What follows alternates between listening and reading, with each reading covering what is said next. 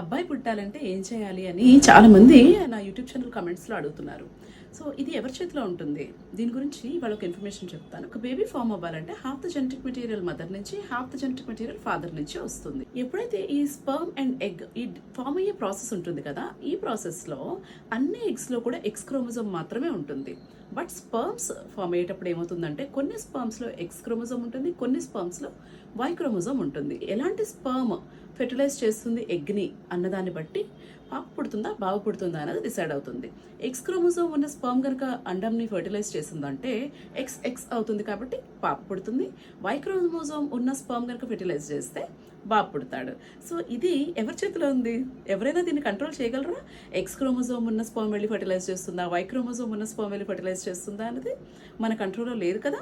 So అలాగే బాబు పుట్టాలి పాప పుట్టాలి అన్న డెసిషన్ కూడా మన కంట్రోల్లో ఉండదు. పాపైనా బాబైనా ఈక్వల్గా ట్రీట్ చేయాలి.